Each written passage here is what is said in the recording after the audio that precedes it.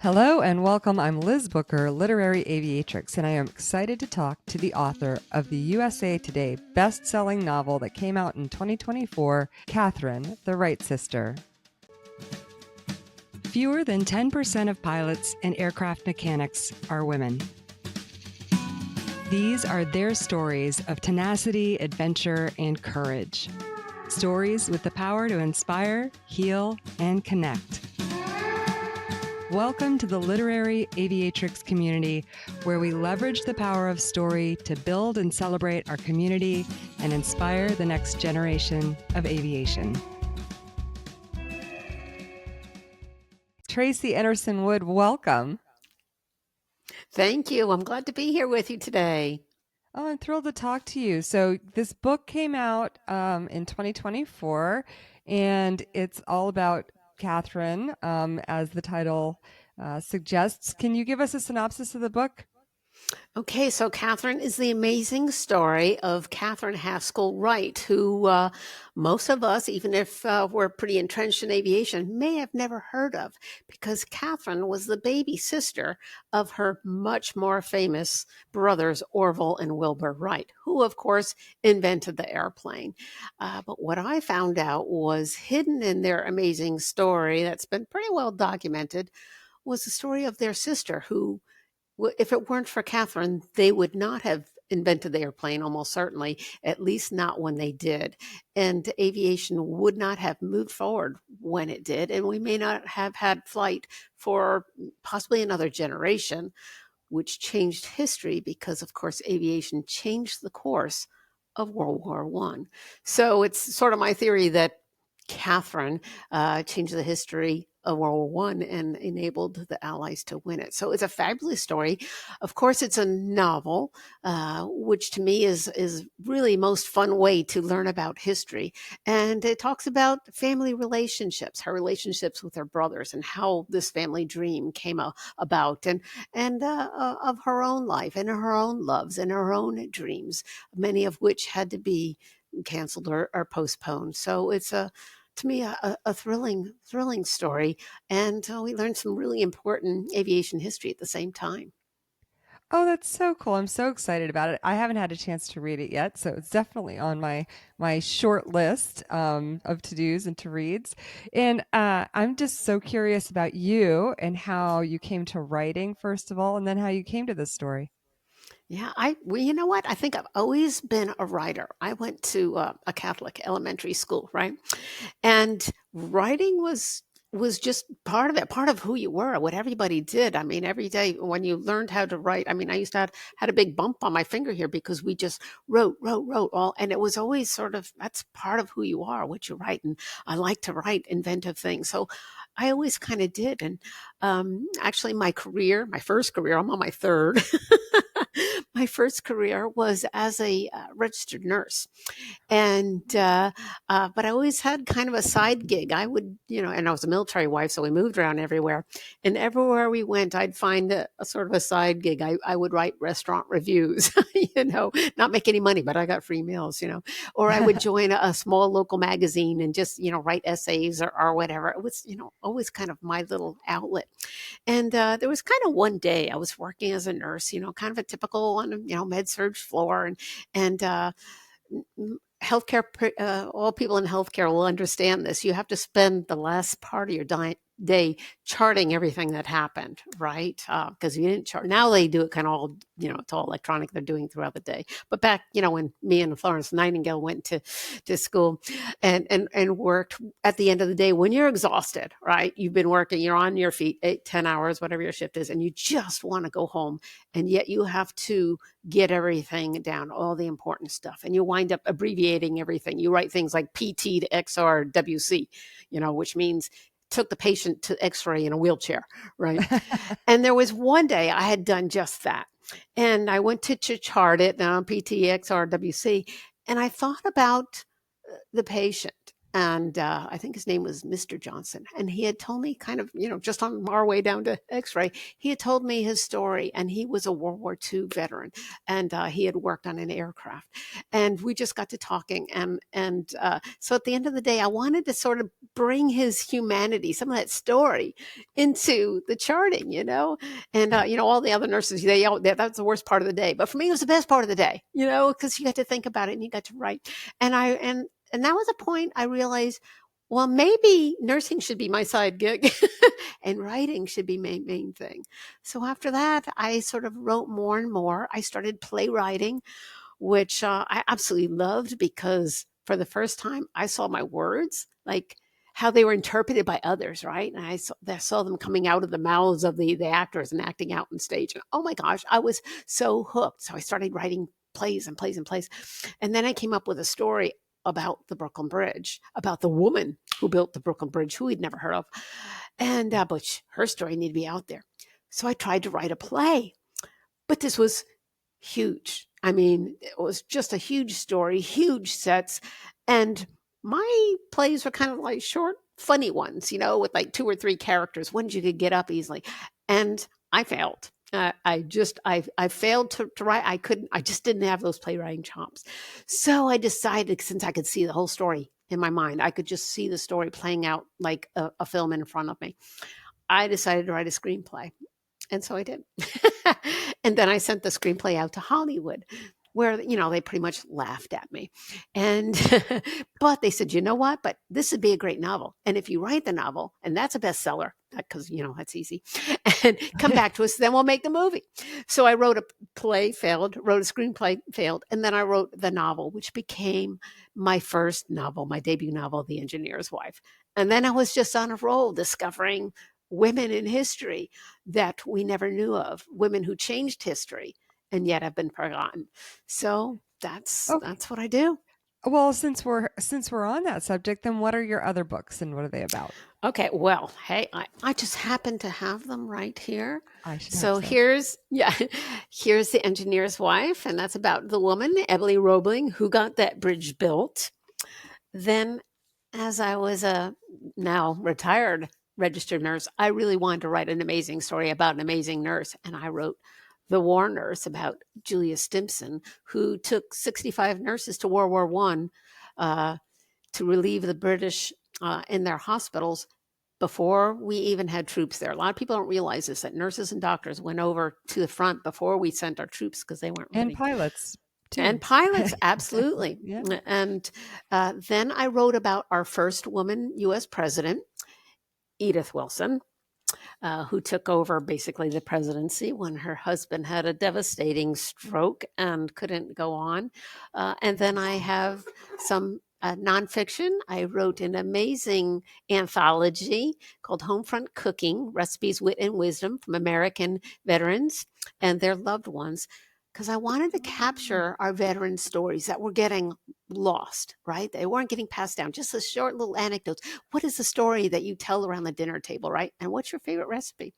And so I collected them, and then we donate all the proceeds to veterans organizations. And then one last nonfiction, also military themed, 27 years as a military wife.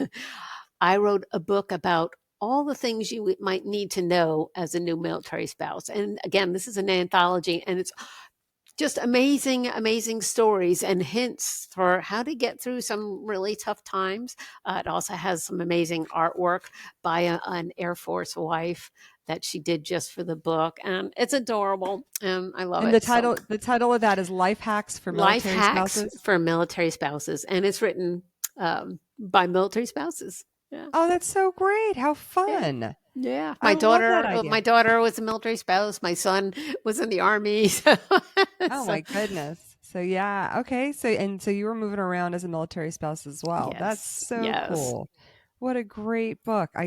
It's very similar to a little project I took on in the military for mom pilots. I asked them all to tell their stories and give their life hacks. So it's very similar. Good. I'm kind of a fan of that kind of that thing where we pull in a bunch I love of it. And it's a quick read. It's something, if you have 2 minutes, you could read a story kind of thing. Yeah. That's super cool. I love story. that brings us to this book. So what was the spark behind this novel? All right. So my husband is from Dayton, Ohio. And of course, as mentioned, we're military, moving around everywhere. And so my kids didn't have like a hometown, right? Because, home is where the Army sent us, literally. But Right. Dayton, since that's where my husband was from and from where their grandparents also lived, if we got to go home for Christmas or whatever, that's where we went to Dayton, Ohio. Mhm. So, and while we were there, we always went to the museums. We have a lot of aviators in my family. So of course, we went to the Wright Pat Air Force Museum every Christmas Eve for about 20 times. So I was very steeped in Dayton history and in aviation history. My father-in-law was a flight engineer in World War II. And so that's kind of where it started. So, I knew a lot about Orville and Wilbur. I'd seen the flyer in the Caroline Park. And then one day, my son-in-law, my daughter's husband, just read off of Facebook a little story about Catherine, figuring, of course, I know about Catherine and, he knew about our connection with date and everything. I'm like, what? Who? I had never heard of her. And then, of course, I had to look up everything about her and every book about her. And there really wasn't much. It was very well hidden because, of course, her brothers, even though at the time of their life, she was actually more famous, believe it or Right. not, because she was the outgoing one. She was the marketing person. She was the one who met with the kings and the princes and the prime minister and sold the airplane and did a lot more. So she won the medals. But then she stepped back. So we didn't know her story. And I was sort of embarrassed that I didn't. So with my connection to Dayton, and also with, of course, aviation and this hidden woman in history, which, that's my thing, writing about the hidden women in aviation. I figured I had to write this story, and I did. And I love it. I absolutely love this story. Oh my gosh. Well, I'm so excited about it. I know very little about her except for what you can find on Wikipedia and that kind of thing. So I'm excited to see what you dug up. Can you talk a little bit about the research and how you got into it? Yeah.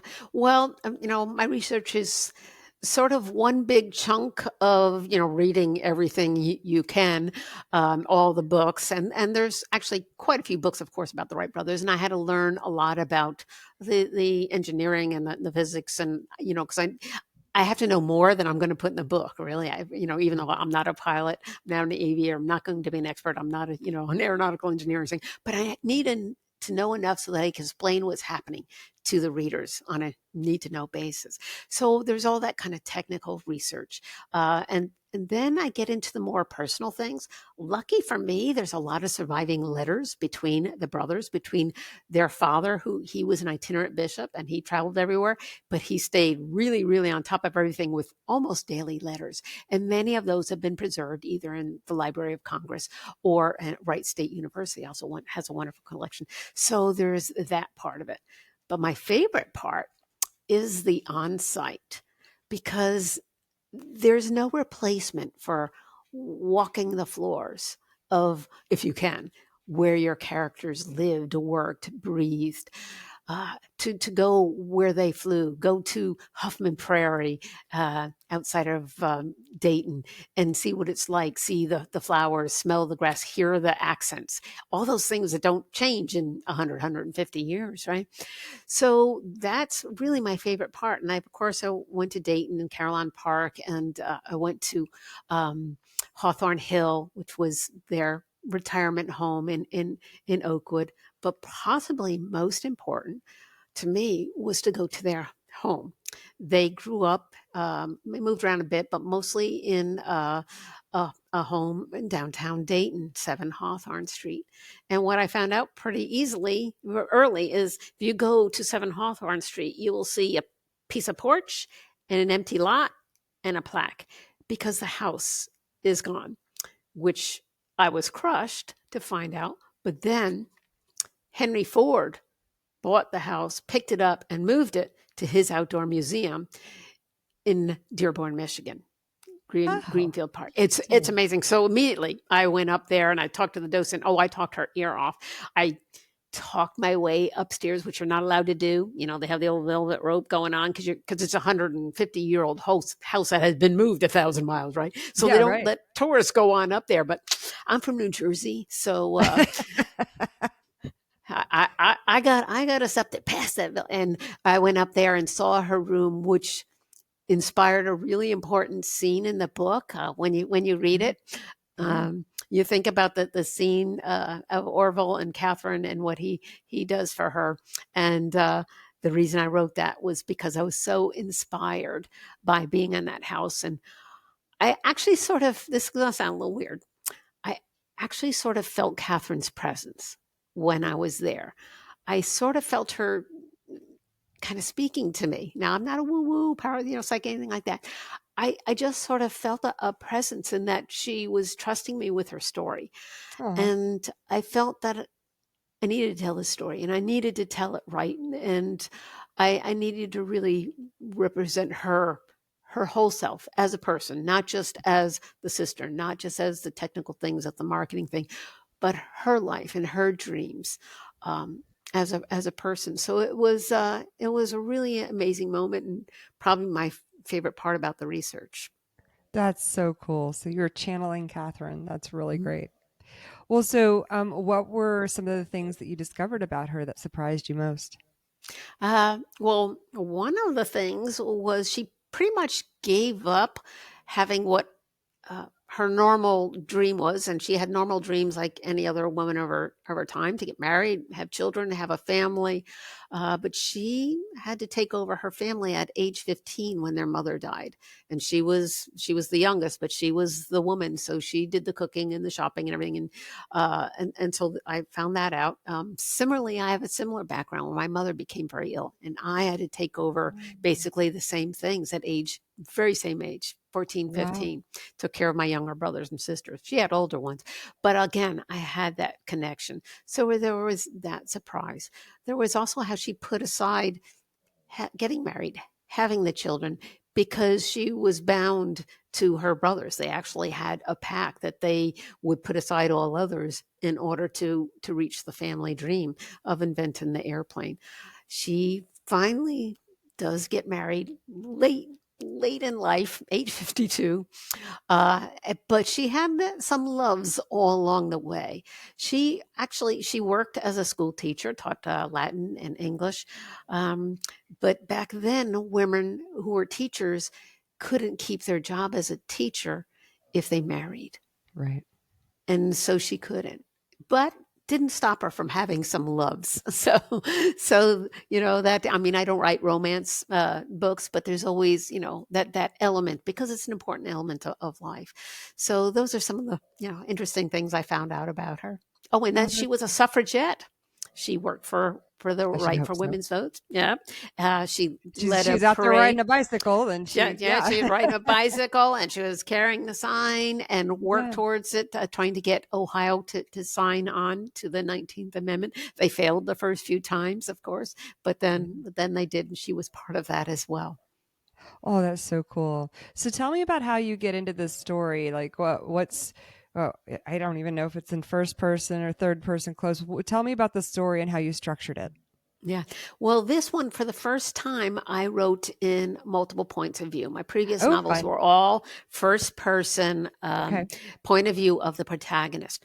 But in this case, I decided that there was so much of the story, that important parts, like Kitty Hawk, that I Yeah. wanted to write from the perspective of the person there. But Catherine wasn't there. And I Right. try to stay very true to history. And I'm not going to put her there just so, it can be. And I didn't want to do it through dialogue or something like that. So I decided early on that I was going to have the perspective of both Orville and Wilbur, for that, so I could have that closeness of what was happening, but also for another really important reason.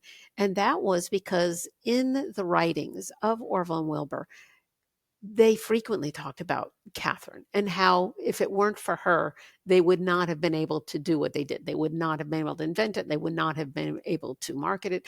And Orville said many times that she actually saved his life, which she did, which is in the book. So their point of view from how they saw Katharine, I thought was as much, if not more important for than how she saw herself, because she was very modest. She didn't write about, the things she did, but the true appreciation, I think, comes from the outside. And so that's why for the first time I decided to write in multiple points of view. They're very clear. There's not all, I abhor head hopping in a book. Just my Yeah. little personal thing. Yeah, When you're in one of head and course. they're at the other head, and I'm like, where are we? Yeah. It's my pet peeve. So, they have their own chapters, and sometimes it's the same scene and you'll get to see it from the different perspectives. But really, and I don't like Orville Wilbur, Katharine Orville Wilbur. It's not like that.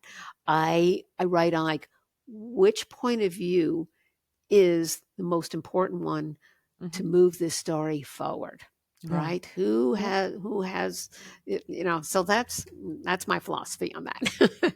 oh, that's so great. I love multiple perspective stories. And is it linear? Is it a linear story? It is mostly linear. There are, here's another one of my pet peeves. I don't like info dumps Yeah. when, writer says, okay, all this happened in the beginning, blah, blah, blah, blah, and it's an Yeah. info dump, right? Yeah. My idea or my philosophy is that readers or listeners are on a need to know basis, right? I also like linear. I mean, because I'm a linear person, I understand. I want to, cause effect, cause effect. That's really important to me. But sometimes there's things that you just don't need to know yet. There was a Hmm. story back in their childhood, which was an important story, got them on their way, but it doesn't belong in the beginning of the book, right? Right. You need it when you need it. So it's mostly Need some linear, flashback. except for some flashbacks, because that's when the reader, listener needs to have the information. Oh, I love this. Now we're geeking out I on, write on like how I like writing. to read. Yeah, no, I love it. You I love it. know? That's how I like to read too. And I am a huge fan of historical fiction, Oh, I love and it. especially when an author like you picks a character like this, a prominent character in our history, and tries to piece it together in a fictional way. That just makes it a little more engaging from my perspective. Oh, it I mean, does. I mean, you can read, straight nonfiction. A lot of people say, well, why don't I just read the nonfiction? Like, well, go ahead. And I yeah, hope my books inspire people to go read. David McCullough wrote a great book, The Wright Brothers. Read that. But for sheer entertainment mhm, and I think actually learning, I think you can learn more sometimes from a novel than from the nonfiction, because guess what? You can't write nonfiction unless you have, like, all these background sources, right? correct, If you right? don't know that they sat around the dining room table when they discussed how to develop an aileron, you can't write that. But in a Exactly. novel, you can. You know what happened. But if Yep. it's talking, so that's why in a novel it really brings out the truth and the human emotions. And just because we can't document what they said, so it can't be, doesn't mean it didn't happen. So I think it's up to the novelist to pull things together, to pull the letters together, to pull seeing the house and just kind of imagining it and putting it into a scene so Hmm. that the readers and listeners could enjoy it and learn it as we do as human beings. Yeah, absolutely.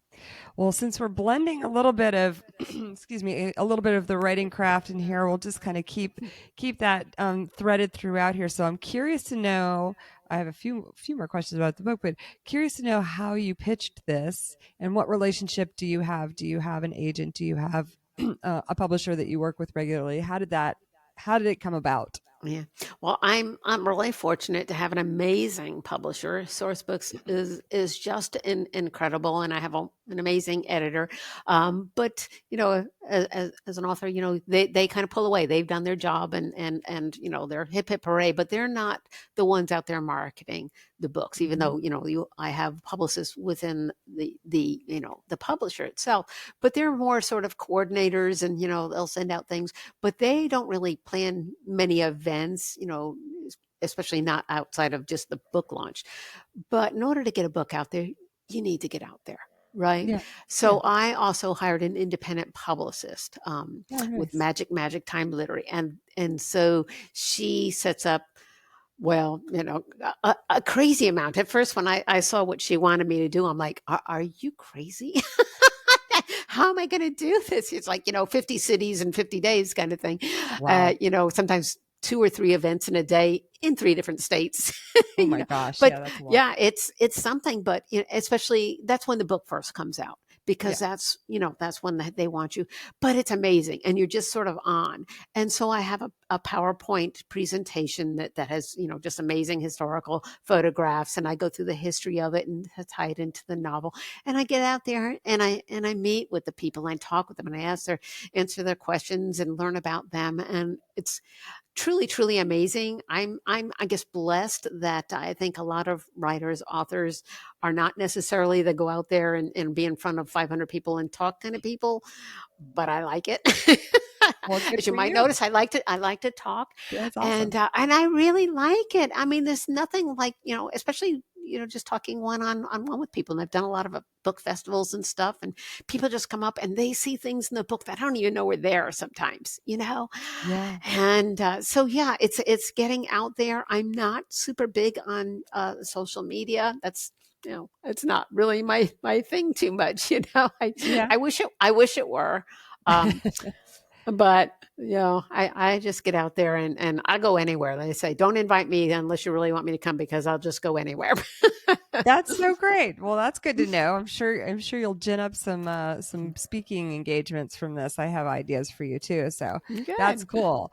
Um so going back though to the original question, did you pitch the book before you wrote it and your editors just know you because you've done well with your other books, or how did that Yeah. relationship flow? So this is my fourth novel with Source Books, and Mhm. I already had a contract.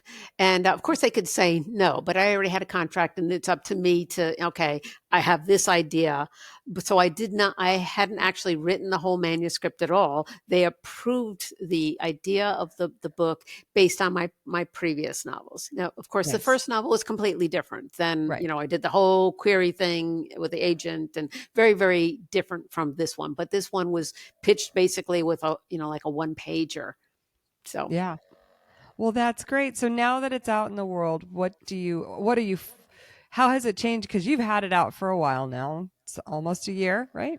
9 months ish. Yeah. 9 months. So Eight, nine how months. has writing this particular book changed your life? And what are you hoping that the book accomplishes in the world? Yeah. I think this book has really brought me closer to sort of all my different backgrounds with aviation and the military, and it's brought me back to places that I've spent a lot of time in, but really brought me closer to the people, especially North Carolina, and of course Dayton. One of the more amazing things I got to do was go to Dayton and speak at the Engineers Club, because in my family history, my father-in-law, who I mentioned was a flight engineer, World War II, was also an engineer, lived in Dayton, and he belonged to this very old organization called the Engineers Club. Well, found out my research that Orville Wright was a founding member of the Engineers Club. And of course, Very the cool. times I was there, didn't really think much about it other than I saw some pretty pictures. But I got to go back to that Engineers Club and speak to today's engineers, today's membership about this book in a place that was so dear to my father-in-law's heart. So dear, actually, we had our wedding reception there. We had two wedding receptions, one in New Jersey and one in Ohio. We Oh, that's had our cool. wedding reception many years ago right there in the Engineers Club. So to bring it all the way around and do that. So I think that's a good example of how it sort of reinvigorated part of my life, and my connections with Ohio and North Carolina, I have to say, are probably the most important. That's very cool. Don't mind what's happening behind the screen here. Wizard My of dog. Oz. Sorry. Oh, let's see the dog. This dog is over there. All right. That's very cool. Well, is there anything else that you wanted to talk about this book?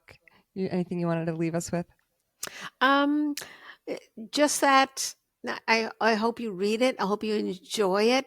Write to me. You can find my email on my website, tracyenersonwood.com. I love, love, love to hear from readers.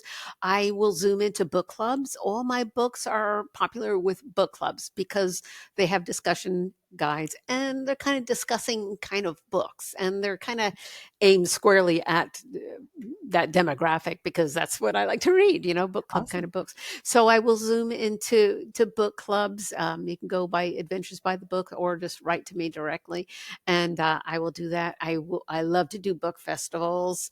Like I said, I like to travel. I like to talk. So let me know if you have questions. I'd love to talk about my books. Absolutely. Are you working on anything now that you want to tell us about? Well, I can't say too much because I haven't even sent the one pager to my publisher yet.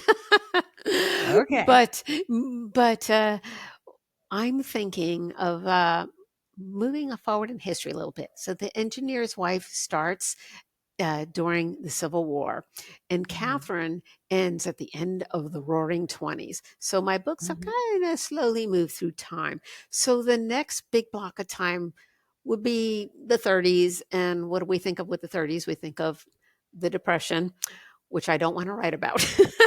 Yeah. so so I'm going to skip over that. And then of course comes I'm just skipping it. And then comes the early 40s, which of course we think of as World War II. And Mhm. there's so many wonderful stories. There are women's stories. But Right. I feel like I don't want to write about that because there's so many amazing stories already out there and coming. But I think what's not written a lot about is the post World War II story and the changes in women's lives. So I'm planning on writing a story, the late 40s, early 50s, up to about 1953, 55 or so, maybe even later in the 50s, because that's a really exciting time for women. I may kind of hint stay in aviation because there's some really interesting things that happened then. Or I have another story that I might write about too, but so I'm kind of mapping out two stories at this moment, but they're both going to be centered in those time frames. Oh, well, I cannot wait to I hope there's some kind of aviation nexus in that one because I can't wait to have you back to talk about that. That is a period of history that I find really fascinating because it feels like a time where, women were coming into their own in aviation and had proven themselves, and then they got sent back to the kitchen. And then it took Yes. us, another 20 30 plus 30 years. plus Yeah. years Mhm. to make, traction again. And so it's a really fascinating dip in Mhm. the historical, arc of women in aviation that I'm really fascinated with and kind of want to include in some of my stuff too. So I can't wait I to think talk it's a about that. juicy era to Yeah, write. no, there's a I can lot. write about 3 martini lunches, and smoking and all those things I didn't get to do. Exactly. Well, it's never too late. Well, Tracey, it's been an absolute pleasure getting to talk to you. Thank you so much for this book and for bringing Catherine's story to us in a creative way. I cannot wait to read this book and have you back for a book club call. Oh, that would be wonderful. And thank you so much, Liz. I enjoyed our chat and good luck with your podcast. I think what you do is just really amazing. Ah, thank you. That's kind.